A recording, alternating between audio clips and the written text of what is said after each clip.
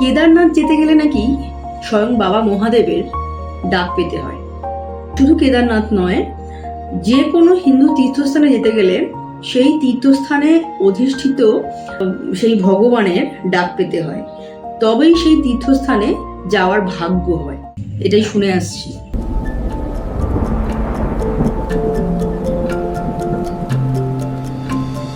নমস্কার, আমার নাম মৌমিতা। আমি 2026-এর জুনের ফার্স্ট উইক কেদারনাথ গেছিলাম।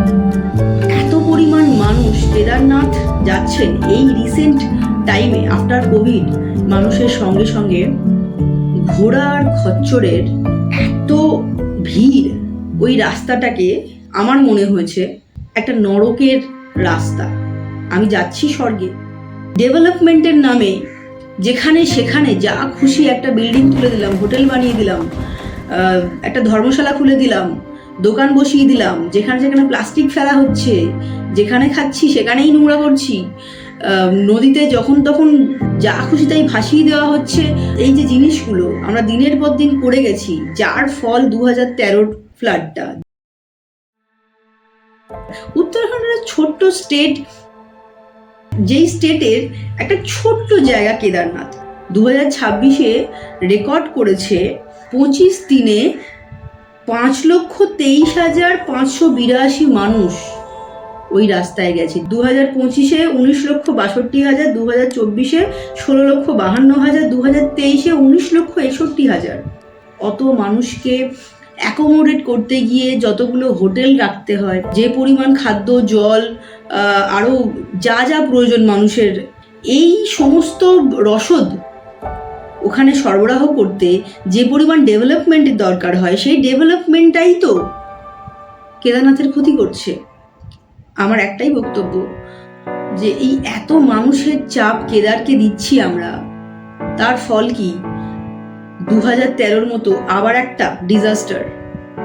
প্রায় 6,054 জন মানুষ মারা গেছিল, আর মিসিং 4,400 অফিসিয়াল নাম্বার।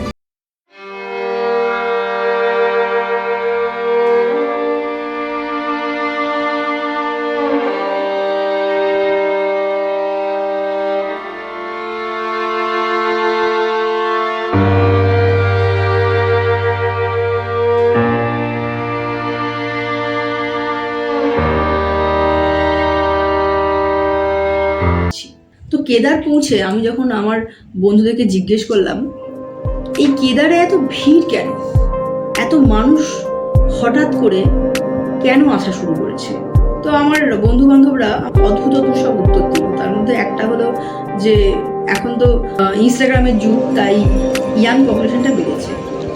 আর একটা খুব অদ্ভুত কথা বললো, সেটা হলো সুশান্ত সিং রাজপুতের কেদারনাথ সিনেমা, অভিষেক কাপুরের সিনেমা, যিনি কিনা রক অনের ডিরেক্টর, যিনি কিনা